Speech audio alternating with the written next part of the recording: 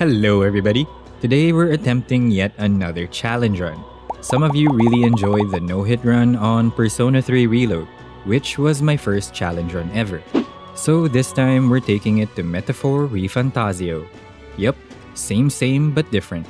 One interesting part of this game is that it rewards you for finishing encounters without taking any damage. Which is nice, I guess. Though apart from the single achievement, it really isn't worth going out of your way for the extra headache. But despite that, this also got me wondering, can you beat Metaphor ReFantazio completely damageless?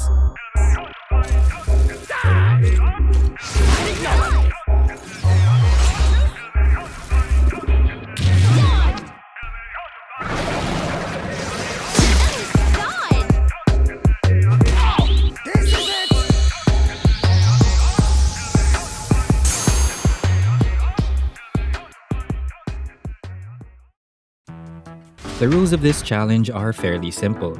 If I take damage, I have to retry the fight or reload from the previous save. There is one fight I'll be making an exception for, but we'll get to that soon enough. Since this is also technically an action RPG, this rule also applies to damage outside of squad battles. This is not okay. Definitely good to know my many hours on Elden Ring will come in handy. I also ban the use of skills that cost HP. Basically, if anything makes the green bar go down, then it's off the table. While any type of damage is off limits, being inflicted with status ailments is fine, just not ones that do damage like poison or burn. Then there's the difficulty setting. At first, I did consider using a mod to unlock Regicide on a fresh new game file. But I figured it wouldn't really change much here. Damage output is the same for both settings. The main difference is that on Regicide, retrying battles is stricter and enemies hit slightly harder. But for me, any point of damage is game over anyway, so the only real difference would be the damage to my sanity. So I decided I'll be running this on hard. Lastly, to make things a bit more interesting, I'll also be enforcing a level cap so I can't overlevel past the next main story boss. This affects damage calculations quite a bit, so let's see if I'll regret this later on. And that's about it. Without further ado, let's do this. The journey starts off peacefully enough, a quiet carriage ride en route to the capital. That is until all hell breaks loose. This is madness. But then it's also Sparta. This is Sparta! Because I immediately get kicked off a cliff. After getting checked for brain damage, results pending, I learn the basic game mechanics and safely make my way across the Tradia Desert by ignoring all of the enemies. I then reach the royal capital, where Gallica reminds me about the main mission. Save the prince. To do that, I'll need to enlist as a guardsman at the recruitment center. Here I meet Harry Potter's chunky uncle, select an agility build for the extra dodge chance, and give the MC the most shameless name possible. Anyway, our first task brings us to the border fort, where I meet the goat himself, Stroll. With him by my side, we easily cut through all of the random encounters. Also, if you haven't noticed, I am missing a bit of HP. That's because leveling up doesn't restore my health. I don't count this as damage, and I didn't want to waste my healing items just yet, so I just ignored this for now. After clearing out all the monsters, I slam into the first wall of the run. Yup, this early. Much like the Persona 3 run, I expected the most difficult parts to be these early game boss encounters. And quick disclaimer, the game technically forces you to take damage during this cutscene, so no, this part doesn't count. But you can see why Stroll's the goat. I'll distract it! You two, run! This is it. What? No! One badass awakening later, and I get my first archetype. This next fight against Homo Gorlio is supposed to be another combat tutorial, but despite that, it is still beatable without taking damage, which of course means I have to try. We'll call these test runs, and I confirm that all its moves, Wing Beat, Frenzied Wings, Notch Blade Spin, and Spin Slash are all dodgeable. Sounds great on paper, until you realize what the strategy boils down to. Roll the dice, pray, and repeat until your soul leaves your body. To win this fight on hard or regicide, I need to dodge 7 attacks in a row. 7 straight dodges. Now, I'm not gonna dive into the full math behind this game's dodge mechanics because that in itself is its own monstrosity. But just as a rough estimate, let's say we're generously optimistic and assume a flat 5% chance to dodge each time. Given that, and the fact that I need to dodge 7 times, the odds of winning this fight without getting hit is roughly around 0.00000078125%, or 1 in 1.28 billion.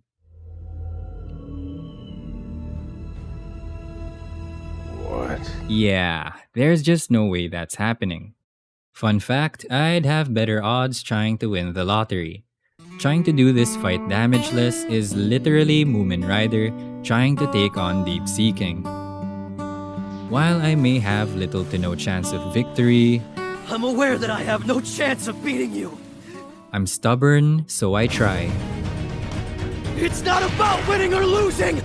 I tried again It's about me and again taking you on and again right here and right now. and again You can beat him! and again and again and again and again. Yeah, I was here for a while. After countless mind-numbing attempts and around 6 hours of bashing my head against the wall, this happened. Last few attempts, praying for a dodge. Okay, looks like we have an attempt here. First wing beat dodge.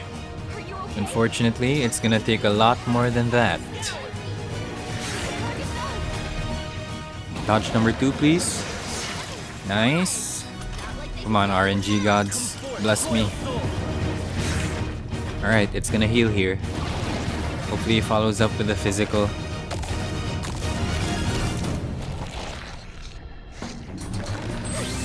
Come on, dodge, dodge, dodge, dodge, dodge.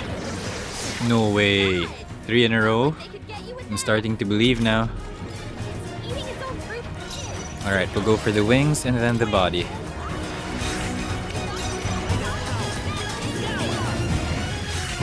Come on, I believe. No, man. Yeah, that's GG. Yep, I gave up. Screw the RNG gods. But there is still one way forward. Enter our secret weapon. Difficulty change no jutsu. With this forbidden technique, I now only need 2 dodges instead of 7, which turns impossible odds into, well, still bad odds, but actually doable now. I know. Technically, this is breaking my own rules, but without this, I'd probably still be recording this fight from a mental hospital. And so, easy mode on, dodge 1, dodge 2, finish off the boss with a psych, unscathed triumph. Easy. Jokes aside, I know it's not the smoothest way to start a challenge run, but surely it gets better from here.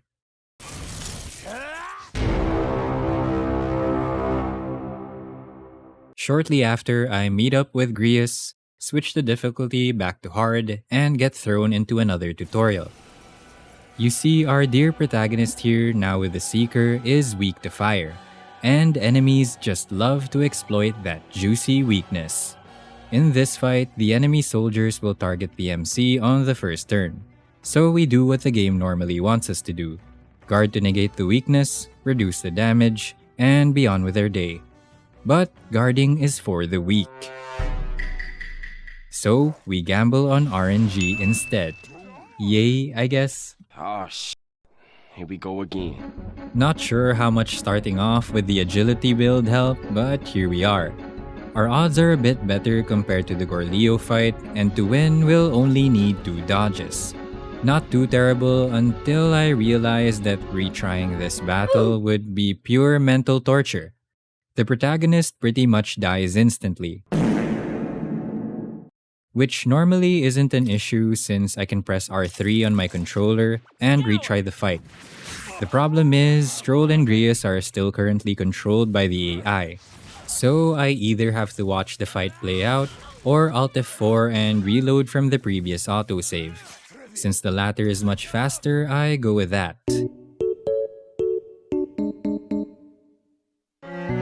Alright, we got lucky at the first attempt, so maybe we can get a dodge again here. Maybe. Just maybe. Haha, didn't think so.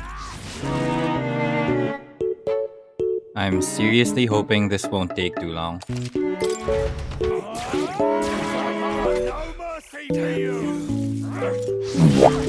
God damn it. This is gonna take a while.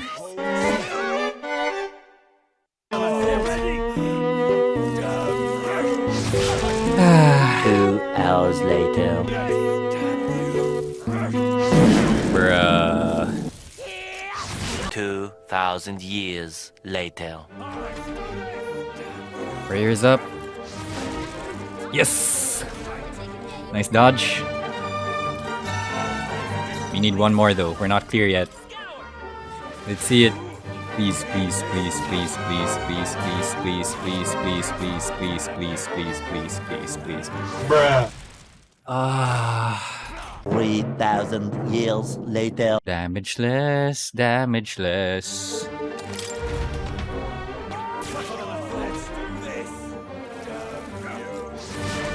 Oh! That was a dodge.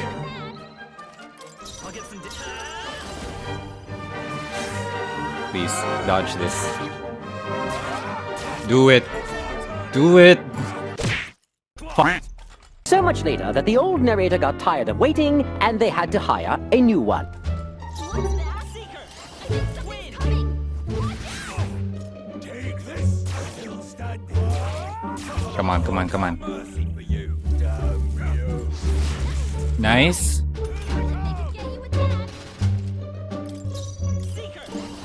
In all seriousness, please let this be the one. Dodge. Just dodge. It's that simple. Oh my god! Oh my god. Is that it? I don't think he attacks again. Yes! Now die! We're finally free, holy hell. Now we can finally play the game. With the guard tutorial now behind us, we're greeted with another familiar face. Then, the actual MC gets his rockstar moment, and we find ourselves in the next mandatory battle. This fight's not that bad, but there's still a fair bit of RNG involved. Huge shocker, I know. I'm gonna need Stroll to crit on turn 1, not awful, just R3 reset until it happens. Then our MC or Grius also needs to crit to generate an additional press turn. Then, Klinger always targets Stroll with Mage Fire, so we are also gonna need a dodge here. After a few retries, everything finally lines up. Crits land, Mage Fire misses, and we take him down. Impossible! Nah, improbable but not impossible.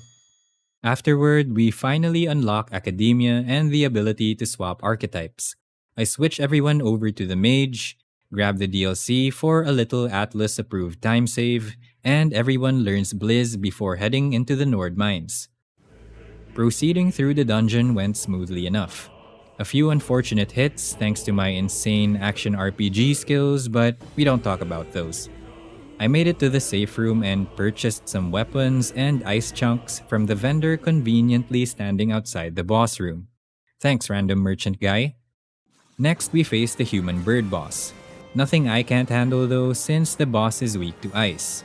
So the squad starts off strong by unleashing a barrage of blizzes.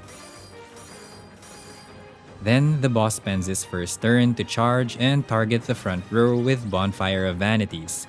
Sounds spooky, but his main gimmick can easily be dodged by sending everyone to the back. Another Blizz Barrage and he goes down for the unscathed triumph. Easy first attempt. Next is the Big Sleeping Dragon. Just kidding. He drops an insane sword for the early game, but I value my sanity more. So today is not that day. Narrowly escaping the collapsing mines, I return to the royal capital, where I make a few preparations, by giving MC and Stroll healer archetypes. You'll see why in just a moment. Meanwhile, Grius decides to go full edgy revenge mode and plots to assassinate Luis. We try to talk him out of it, but... All the big names are here. Look there! The call! What is this? Your fool of a king is dead! The mantle of king is mine by rights and providence! Yeah, Grius gets killed and Luis is now protected by the king's magic. But before we can even process anything, we're immediately thrown into yet another tutorial. This encounter is against 5 Malmortas who all get to act first. If you recall, I mentioned that there was one fight in particular I'd be making an exception for. Well, this is it. This fight is supposed to be the tutorial for status ailments, so Stroll gets hit and he ends up panicking. I'm pretty sure there's no way to avoid this since Critical Slicer has perfect accuracy and will always crit. So yeah, I'm making this a case for scripted or forced damage. The skeletons are weak to light, so the rest of this fight is easy cleanup. But the funeral fun isn't over just yet. Hulkenberg joins the fray and awakens her archetype just in time to fight, yup, you guessed it, a zombified Grius. Despite being reduced to a lifeless corpse, this boss gave me a fair bit of trouble. At first I tried pure brute force, crits, dodges, prayers, and knowing my luck, didn't go so well. The main gimmick for this fight is using Knight's proc with Hulkenberg so Grius doesn't use his AoE Phantasm. However, needing to taunt is only one part of the problem, since it doesn't really guarantee we don't take damage here. Grius' single target Phantasm is dodgeable, but the odds are extremely slim. The real solution? Hulkenberg's Protect Guard. This synthesis skill blocks one physical hit on one ally. So the strategy here is simple. Start with Knight's proc to taunt, then Protect Guard to negate the boss's Phantasm. Meanwhile, MC and Stroll spam Hama to trigger weaknesses and additional press turns. Easy enough, right? Well, not exactly. In this game, turn order carries over between rounds, so I won't always have enough total actions to use both Knight's proc and Protect Guard in the same turn. Again, I find myself in a predicament. Either I use Knight's proc this turn and dodge with RNG, or use Protect Guard and have 2 party members try and dodge an AoE attack. Well, the choice is obvious. Except that's not the case here for some reason. Weirdly enough, using Protect Guard also makes the boss only uses single target Phantasm, even without taunting. Not sure if this is intended, a bug, or just some weird AI, but I'm not complaining. Doing this will leave us in a 1 in 3 to guess who the boss targets. A few attempts go by and I manage to make 2 correct guesses. Protect on MC, then Stroll.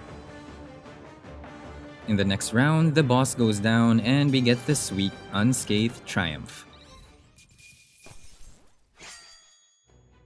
With Grius now resting in pieces, I now set my sights on thwarting the Necromancer's schemes. The game does also open up in terms of side quests, but we'll hold off on most of these for now. In the meantime, I purchased some great swords, switch everyone to the warrior archetype, and head straight to the Grand Cathedral. And now would be the perfect time to talk strategy. As you'd expect from a no damage challenge run, this will get a bit min-maxy. Archetypes, weapons, gear, follower ranks, toilet visits. No, seriously.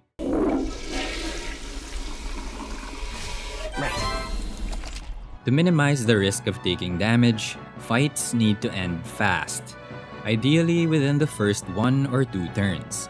Which is why, in terms of combat archetypes, I'm mainly going to lean on the warrior lineage, stacking passives like Heat Up and multiplying this boost by running more warriors. In short, upgrade weapons, stack passives, stack archetypes, and delete enemies before they even think about attacking. Okay, everything looks good on paper. Until the next mandatory fight absolutely bodies me. Yeah, the fight against the Louisian mage captain and his gang of skeletons is no joke. The issue? Too many enemies, not enough firepower. Without a good plan heading into this fight, it was a disaster. So I decided to retreat for now.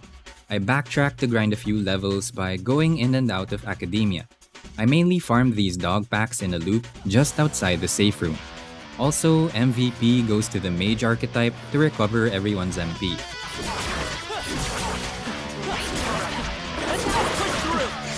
After hitting level 13, I'm finally ready for round 2. I tried several setups with the healer archetype to exploit the enemy's weakness to light, but that didn't work. And it took quite a while until I was able to come up with a viable strategy, but here it is. I had MC on Seeker, Stroll on Warrior, and Hulkenberg on Knight. I figured I might as well go for the physical damage route since the skeletons are also weak to strike. I start the fight with a horse-drawn Carnage which instantly deletes one of them. Then Stroll follows up with the Hama for the extra press turn, which allows Hulkenberg to use Magic Guard. I end the turn by finishing off another skeleton. The plan is simple. The Louisian mage captain won't really attack unless all his buddies are defeated, so he spends most of his turns buffing instead. This is why I'll be keeping one skeleton alive while chipping at the captain. Then the skeleton unleashes a Mudo which gets blocked by Magic Guard. On the next turn, I hit more weaknesses, get a nice crit with Stroll, and reapply Magic Guard, which blocks the next Gabot. Then, I send Hulkenberg to the front, strike with a jump thrust, and reapply Magic Guard once again. I finish off the last skeleton with Hama, Mage Holiness gets negated, and we pick up the unscathed on the next turn.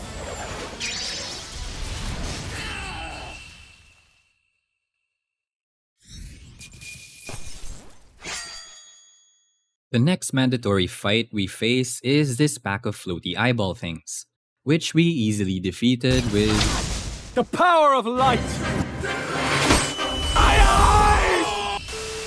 Moments after, we are once again forced into another encounter with Luis's henchmen. But I easily wipe the floor with these guys thanks to some lucky crits. Waiting for us is none other than Zorba, arguably Luis's #1 fan. But we managed to get past him by doing some trash disposal. Don't mind us. We've rubbish to dispose of. Rubbish! You're heathens! Yeah, we did that. Reaching the top, we once again find Zorba, and we fight him for real this time. His main gimmick is that He has the power to control the dead? Power to control the dead? Control the dead? I can't. Let's make an end of it. You can do this. This is it!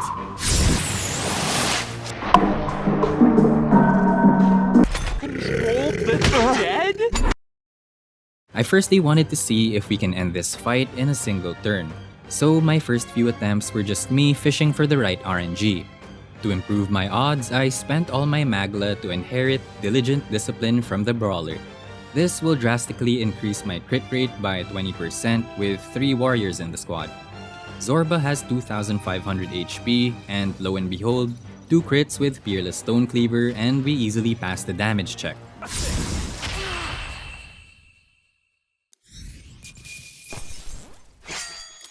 Satisfactory. After the fight, Zorba sacrifices himself to revive the dead human, which unfortunately means we have to go fight that thing now.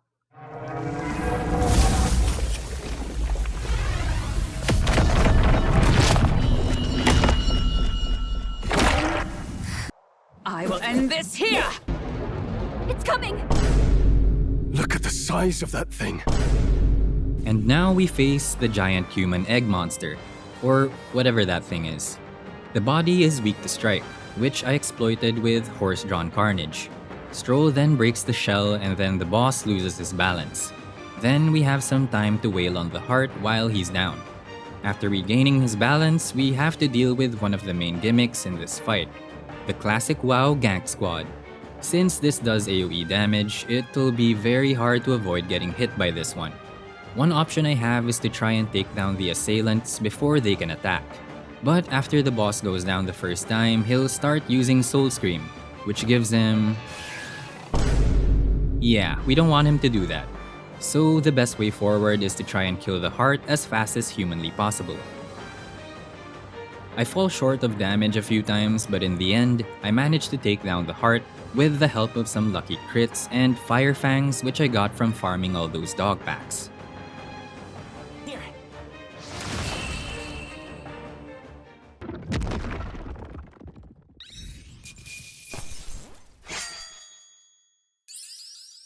With the first major boss finally out of the way, it's time to tackle those side quests I mentioned earlier. I start by accepting Brigitte's request, which sends me deep into the Belega corridor. At the end of the dungeon, we come face to face with the grotesque Guptauros, a boss that gave me plenty of trauma during my casual playthrough. So this time I came prepared. The plan is simple. Both Hulkenberg and Stroll on Knight, armed with Jump Thrust, Knight's Proc, and Protect Guard. This setup makes us practically untouchable. Guptauros sends most of his turns charging and buffing, but we shrug it off like it's nothing. A few clean rotations later and he's down. Unscathed triumph. With his defeat, I unlock the Merchant archetype. More on that later. For now, next on the chores list is taking on the bounty for the Man-Eater Manjula. This one's a much simpler fight. I fish for a crit with Peerless Stonecleaver, land the hit, and take it down with style. Another unscathed encounter and we've cleaned up on side quests for Grand Trad. Not long after, the big announcement for the tournament rolls around and our next mission is to track down Heisme, a man rumored to be kidnapping children in the town of Martira. We meet yet another goat near us who, thanks to him, we now have a gauntlet runner. And just like that, the first arc comes to a close. No hits taken, no sanity left, but victory all the same. Next stop, the Kingdom's secrets, and maybe, just maybe, even worse boss fights.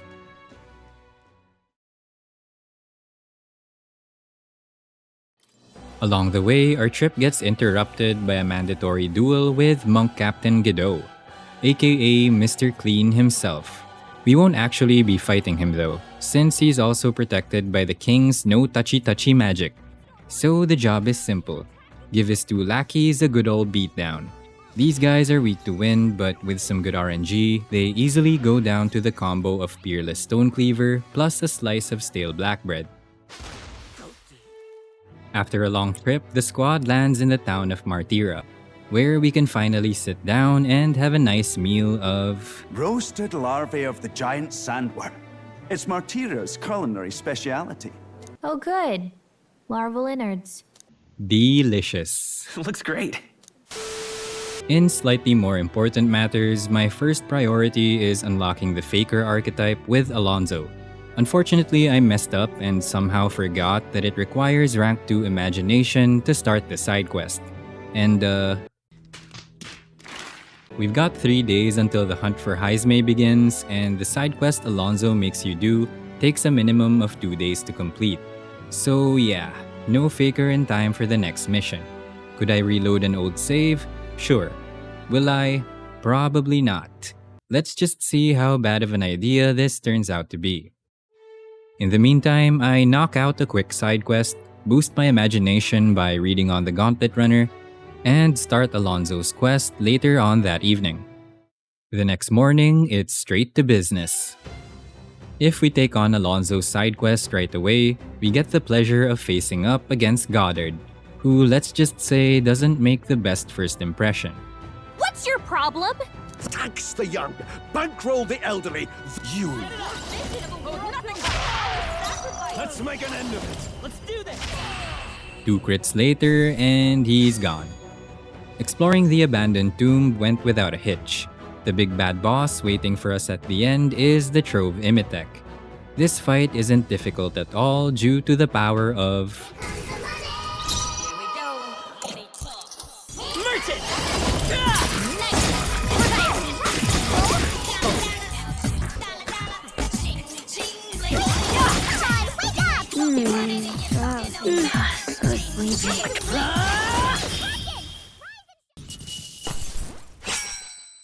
With the boss taken care of, I snag Malvino's ring and head back to town.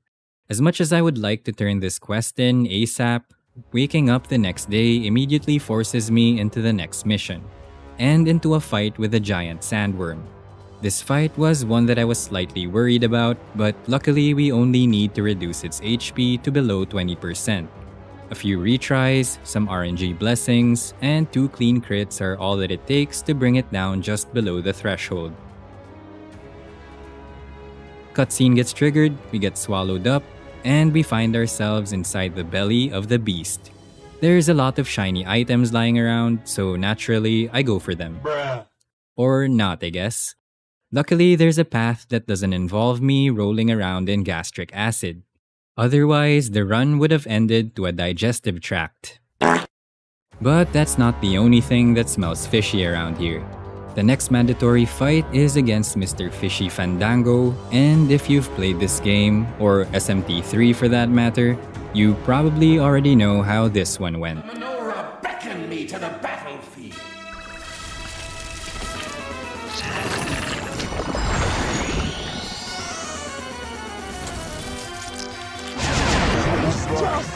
Show them our hole. Captain's hurt, Ben. How I missed them. Don't get floppy, Captain. Now, what's the play? Right on target.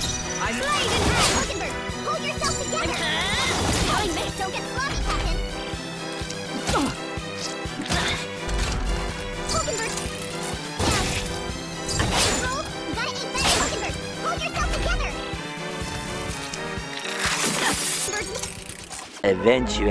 Eventually, I remembered I could just rely on items to hit him, so... After that humiliation, I deal with one last obstacle, a single parasitic Valmo, and finally escape through the back exit. Yeah, don't ask. And now that we're finally out of that hellhole, I can now enter the sandworm nest.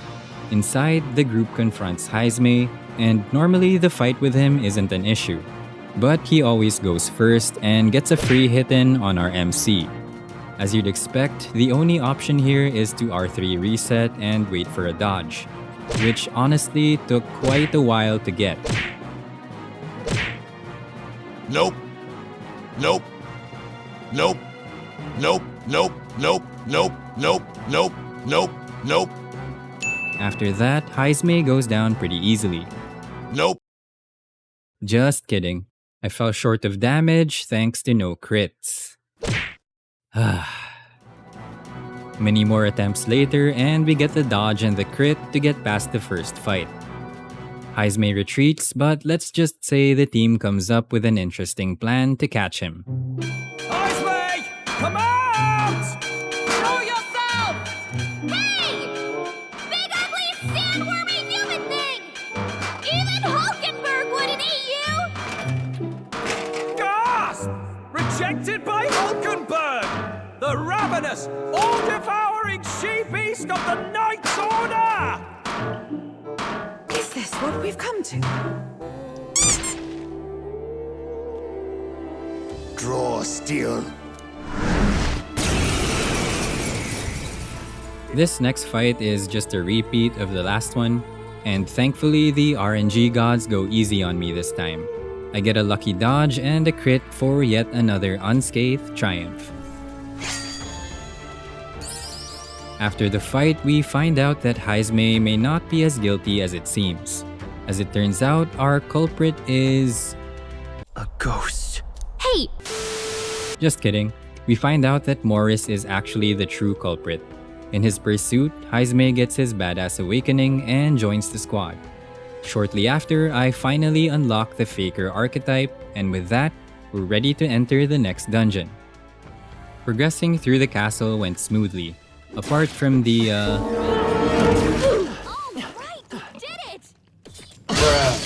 let's just call these unlucky. The boss we face at the end is the human Homo Jaluzo, aka the literal demon baby. Despite having Faker, one of the best archetypes in the game, this boss actually gave me some trouble. The first of the problems is that it's impossible to take down the boss in a single turn. Even if we have enough firepower and potentially multiple turns thanks to Faker's roguery, there is an HP gate, which always leaves the boss with at least 1 HP. This is because Joanna will... She healed the demon baby? Yeah. Thanks to this, it's pretty much a guarantee that the boss will have one chance to get a hit in. He mainly attacks with Eager Bite on the first turn, but there were some attempts he went for Jumping Playtime or Deafening Dim instead. Deafening Dim is the most problematic move here since it deals AoE almighty damage. I tried some strategies involving Taunt and Protect Guard with Heisme and Hulkenberg, but I found that it was way too inconsistent even with R3 resets. Even if you taunt with someone, the boss can still use one of his 2 AoE attacks anyway, so that plan quickly went out the window. As it turns out, it looks like the best defense is a good offense. I had some attempts where I triggered the heal phase on turn 1, dodged Eager Bite, but in the end didn't have enough firepower to kill the boss on turn 2, mostly thanks to no crits. Once again, the strategy will completely rely on RNG.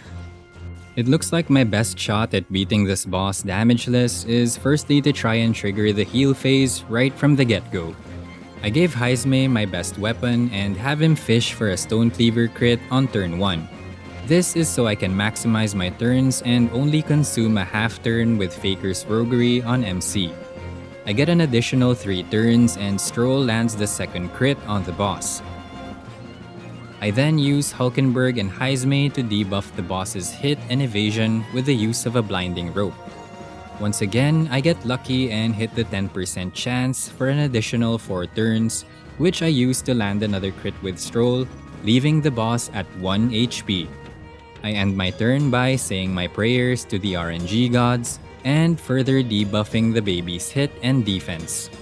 Then, Joanna heals the demon baby, and it goes for an Eager Bite, targeting Heisme.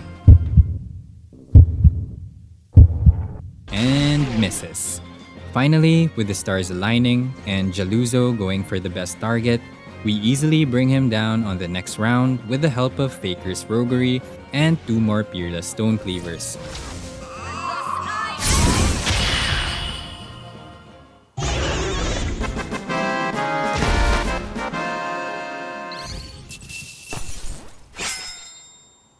We secure another flawless victory, and the world now has 1 less demon baby. I spent the rest of my free time in Martyra wrapping up all the side quests and bounty missions with relative ease. And just like that, we're done with Martyra. No damage taken, a few shreds of sanity lost along the way, but overall, not too shabby. Unfortunately, not everyone gets a happy ending. Joanna, burdened by guilt, decides to fully come clean and confess her crimes.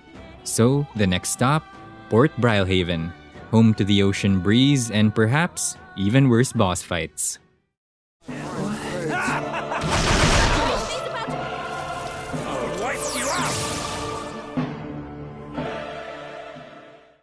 But before all that trauma though, we warm up with another fight against Rin, who unfortunately doesn't live long enough to be a problem. 1 turn, 1 more crit, You will taste justice! and she's gone. Even she got confused how she lost so fast. I trained so much for this. This isn't supposed to happen. Yeah, well, welcome to my life. We finally touched down at Brylehaven, the capital city of Oceania. It's a nice place. Shame we barely have time to enjoy ourselves before the tournament cutscene rolls around. Thank you all for waiting. The very first round of the Tournament for the Throne, the Exhibition of the Brave, is about to begin. The candidates compete to see who gives the best head. What do you mean by that? While everyone else may have turned in the biggest heads, we certainly turn in the heaviest. Joanna, the Sanctoress. Indeed. The head they've brought is mine. Joanna confesses her crimes to the world and gets publicly executed. Yeesh. But hey, silver lining, Senpai finally notices us. Luis invites us to a soiree, and our next mission begins. Infiltrate the Caradrius. At this point in the game, this should be easy enough, right? We'll call this first attempt a scouting run. Unfortunately, the only thing I scouted was how to get obliterated in record time. Yeah, this ended in a complete and utter failure, courtesy of two RNG-fueled nightmares, Master Sergeant Gleckham and Helmsman Cabio. On a side note, Gleckham's fight is technically optional, but after what he did to me, yeah, this is personal now.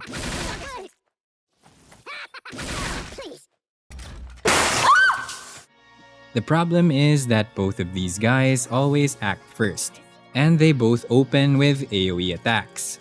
Because of course they do. Gleckham will always start with an ear-splitting shriek, followed up by punishing blow.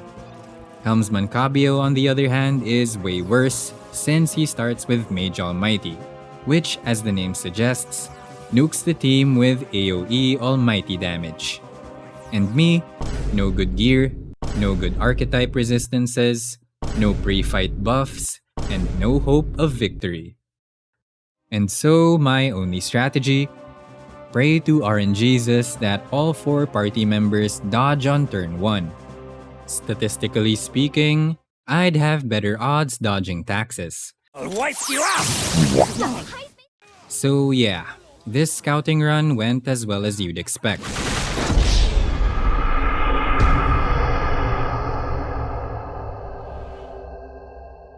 At this point, I realized that on top of needing luck, I'm definitely going to need a better plan. A plan I'll tell you more about in just a bit.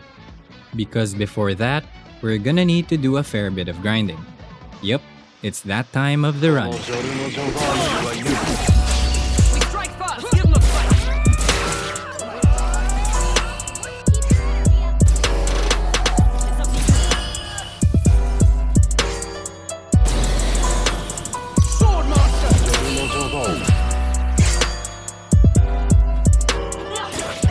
We take a short detour from the story to clean up every side quest available. Also, there is this trick to get infinite AEXP by exploiting the Thief archetype. As demonstrated here, it's pretty broken if you ask me. But kinda defeats the purpose of implementing a level cap, so I chose not to abuse it for this run. Instead, we do it the old-fashioned way.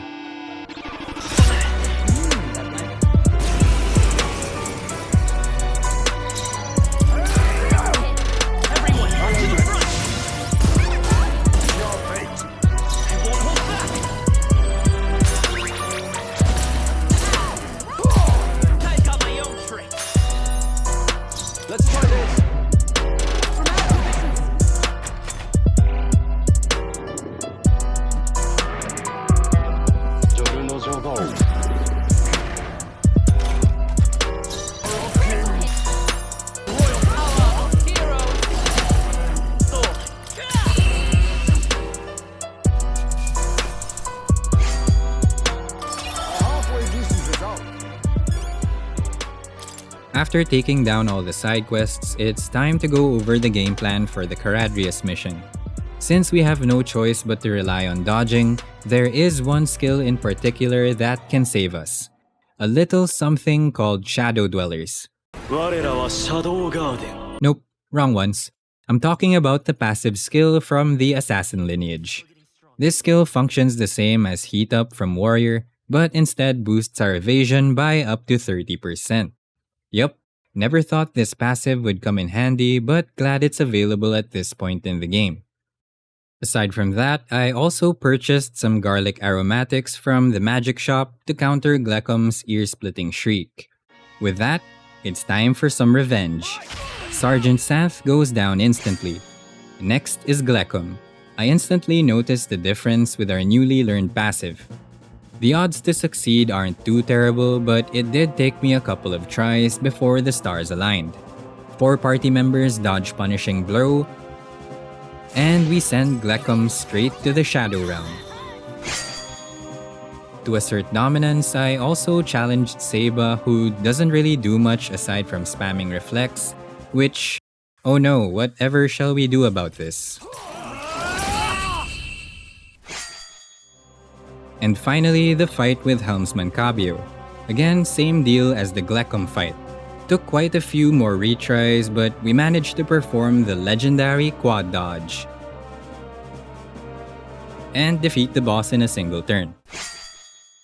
With the 4 horsemen defeated, we secure the infiltration route and start prepping for Luis's soiree. If you thought the fights with the guard captains were bad, then do I have some news for you. Unfortunately, we're not in the clear just yet. Before the next mission, I go all in and spend my remaining hero leaves on the MC and switch him over to the Magic Knight, armed with Tetrakarn and Faker's Roguery. On top of that, I also gave the MC a Phantasma doll, which lets him act twice in a row. This will make sense soon enough. Although I'm pretty sure there's no other way to go about this. So with that, we commence the next part of the mission.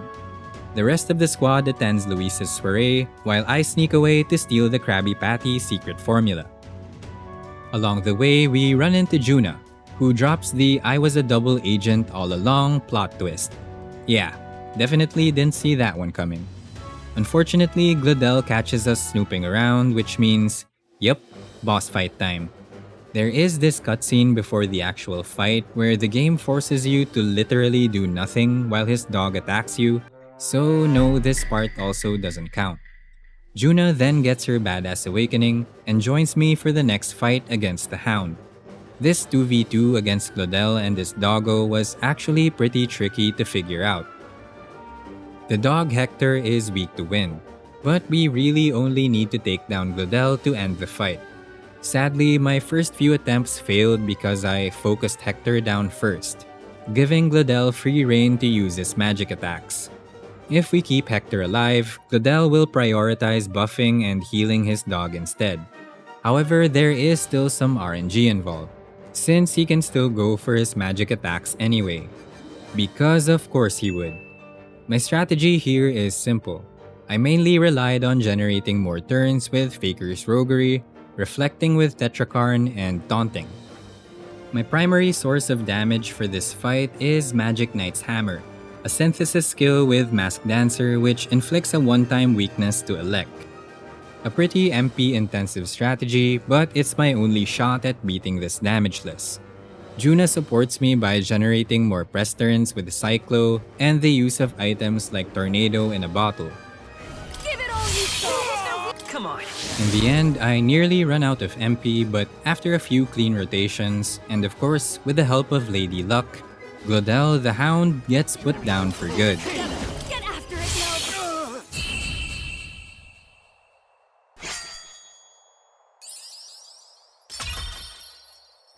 Glodell's sudden death raises some suspicion with Luis and the brothers, but thanks to some S-tier gaslighting by Juna, we managed to earn Luis's trust. And so, Senpai orders us to acquire him the divine relic Dracodios. We give him our best Survey Corps impression and set sail for Virga Island.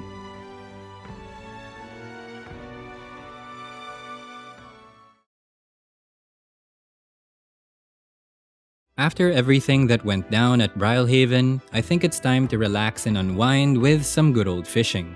I'm looking to snag some ingredients that I'll be needing later on, specifically Lord of the Lake and Queen's Honey Jar. Using tailbait from helping the sick man at Brylehaven, I'm able to reel both of them in.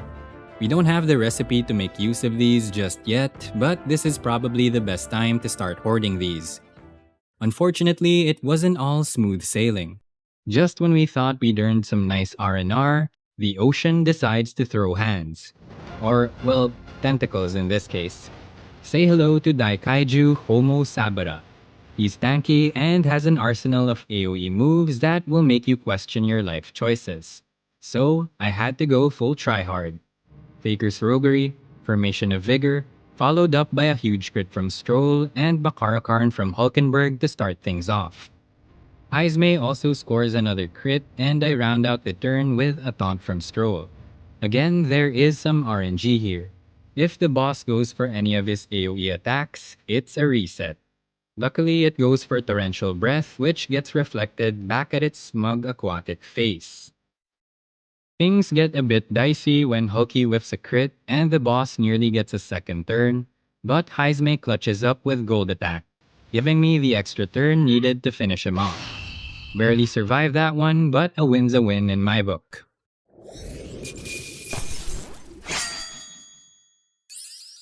After all that nautical nonsense, we finally reached the Virga Islands. And yeah, let's just say the locals weren't exactly rolling out the welcome mat. Mainlanders! You're not of this island! Seize them! We get captured almost immediately by a tribe of Mustari, who probably think we're here to steal their divine relic or something. Which I mean, technically we are, but we'll keep that a secret for now. Thankfully, before things escalate any further, we're rescued by the Magnus brothers, and somehow end up saving Edeni, who turns out to be the local village chief.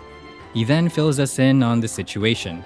The local priestess has gone missing, and since we're professionals at minding our own business, our next mission is set. Rescue the priestess and secure Dracodios. Before any of that though, I do some light errand running and cook up a potion of blight, which we use on this massive tree beast. He looks intimidating at first, but once the fight starts, it's clear that this thing was more bark than bite. Get it? 'Cause it's a tree and never mind. We finally set foot inside the Dragon Temple, and after navigating through the labyrinth, we find Yufa, the priestess we're supposed to rescue. She turns out to be pretty chill, considering she was supposed to be sacrificed to a literal dragon god. Then, heading deeper into the dungeon, we enter Drakon Grace Shinjuku. It has that epic post-apocalyptic vibe, elevators that almost make you feel like a samurai, and the soundtrack, absolute banger. I mean, just listen to it. In all seriousness, it's the kind of place that makes you stop for a screenshot before remembering everything here still wants you dead.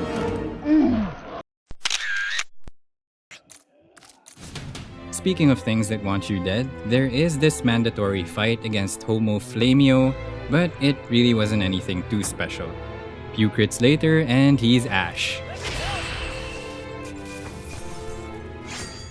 It was at this point I realized something. I'm kind of underleveled. Everyone's around the low 40s, and the next boss, level 50. Yeah, we've got some grinding to do. Naturally, I thought, okay, I'll just grind it out a bit. How bad could this be? Spoiler, very. I set up camp in the Magla Crystal room, since this is easily one of the best grinding spots in the entire game. And everything was fine until the Fire Nation attacked. And by Fire Nation, I mean these godforsaken, off-screen stinging bees straight from hell. Every time I'd get a solid rhythm going, every time I gain a decent amount of XP, one of these little devils would fly in, and... No exaggeration, this was easily one of the worst parts of the entire run. If you despise repetitive grinding like I do, this got old really fast. I know it's more of a skill issue and maybe I could have just resorted to squad battles, but that just took way too long for my liking. So after some time and zero patience left, I said screw it. We're going in underleveled. Level 44, which means I'll do around 5% less damage thanks to level correction, but hopefully no regrets.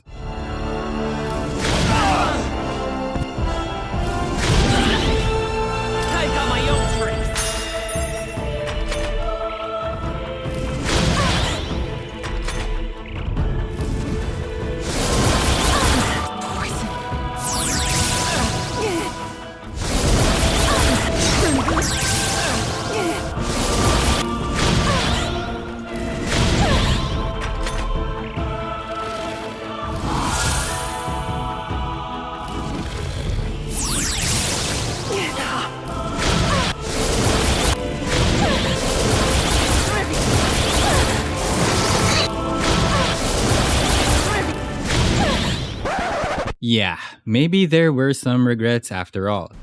Yufa awakens her persona and we're forced to include her in our starting lineup, which actually reduces our odds to crit here.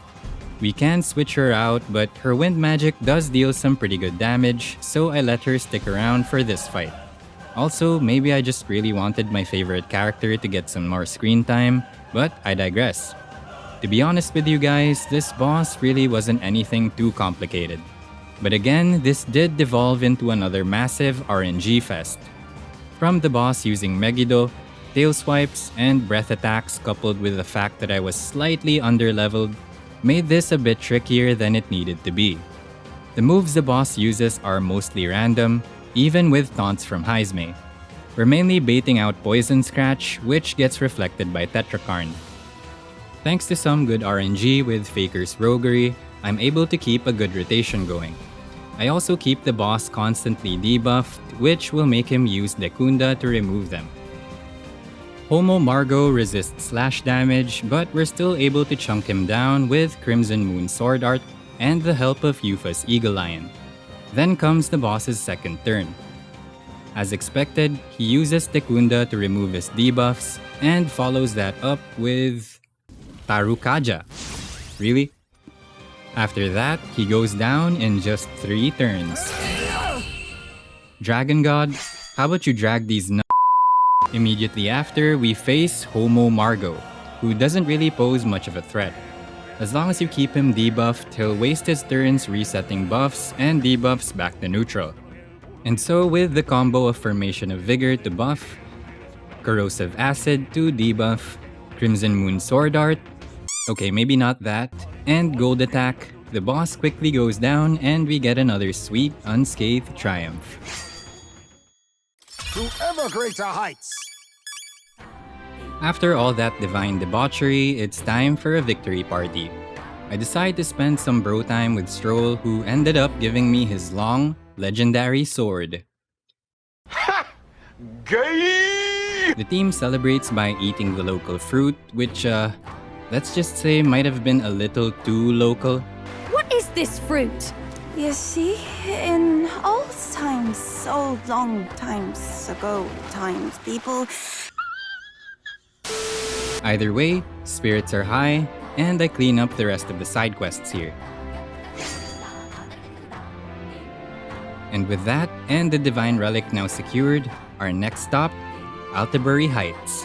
High on victory, and probably whatever that fruit was.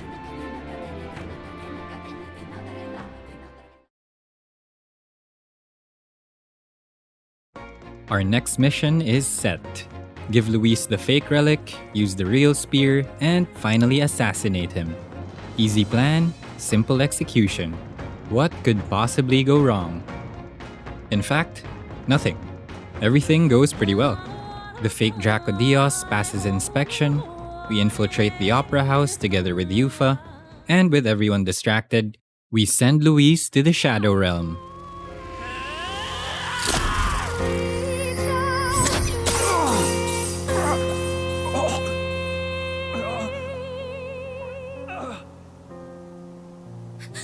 We got him! Now that Luis is out of the picture, we just need a way to get that lance back. Lost a lance? Perhaps it's this one. The first fight with Luis begins, and since he starts at half HP, he kind of just dies in one turn. I underestimated you. After the fight, Luis falls through the ceiling, and surely that does the trick this time. Well, no. Let's just say he exposed a big hole in our plans. And in Fidelio. Yeah, that's gonna leave a mark. And as if things couldn't get any worse, we learn the truth about Rella. Turns out she's the one behind the prince's curse. We confront her at the Snowy Mage Academy, and of course, it's another boss fight. Come, Sogne of the Ice Valley! Next up is Sogne. More like Sog these nuts. This boss has the full arsenal. AoE attacks, reflects, an HP gate preventing us from one-turning it, and Rella even sacrifices herself mid-fight to heal him back to full. Yep, this fight was hard, is what I would normally say. But after unlocking Yufa's follower rank and the recipe for Amber Stew, this fight was a complete cakewalk. As it turns out, cooking is pretty broken in this game. 1 Amber Stew and 2 Crimson Moons easily deals with Mr. Soggy Noodles. I'm counting on you!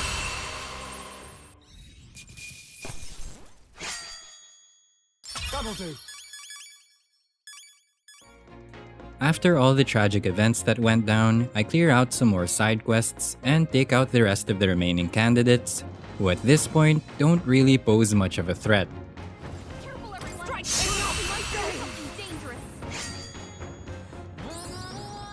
Once that's all done, we make our return to the Grand Capital for another showdown with Luis.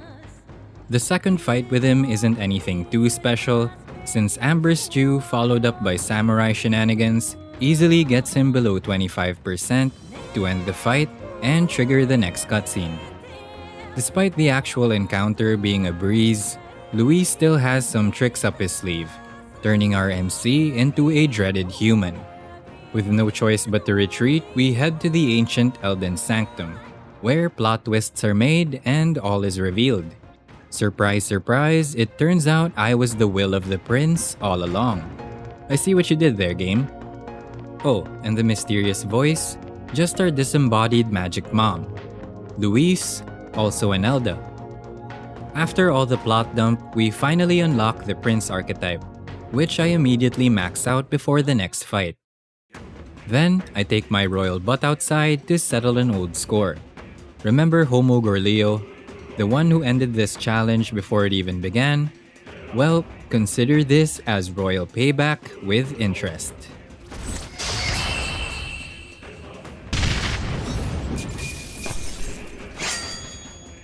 And now, we've reached the endgame, the final month. Our mission: defeat Luis once and for all aboard the Skybound Avatar. Before that, I wrap up all the remaining side quests and bounty missions. Counting on you! We'll team up! Complete gold rank in the Colosseum for the Gambler's Manual, and do the deed with Best Girl.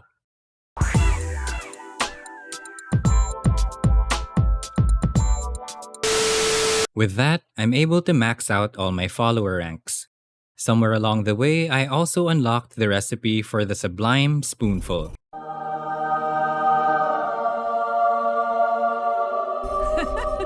With this, all the parts of Exodia are now complete. Hero's Cry, Faker's Roguery, Sublime Spoonful, and Amber Stew topped off with Stroh's Big D crits. What is indeed the holy quintet of overkill. Yup, these late game tools are pretty ridiculous. If you want the full breakdown, I have a full guide explaining everything. Because what comes next is what I can only describe to be the funny paradox with a challenge like this. Now that I have all these tools at my disposal, this goes from challenge to a complete joke. You probably already figured by now, but early game, it was pure, unadulterated pain. But what used to be near impossible RNG checks now turns into press a button and watch the universe fold.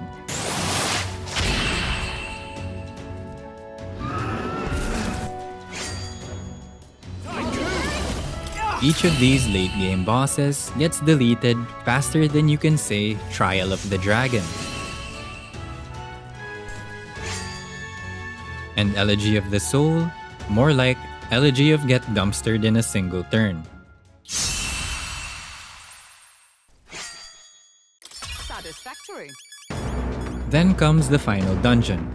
With the fate of the world resting in our hands, the stakes couldn't be higher. And I proceed to delete everything in sight.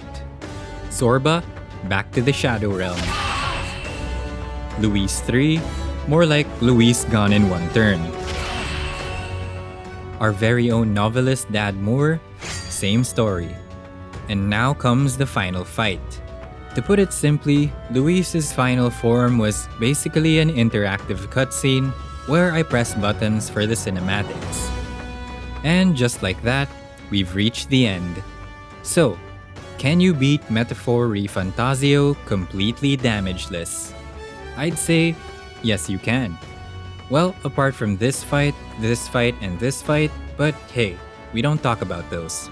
In the end, the journey started off as slow and brutal with all the RNG checks, and to be honest, it nearly drove me insane with all the retries needed at first, but it was still oddly rewarding being able to blast through the rest of the game. And that's another challenge run in the books.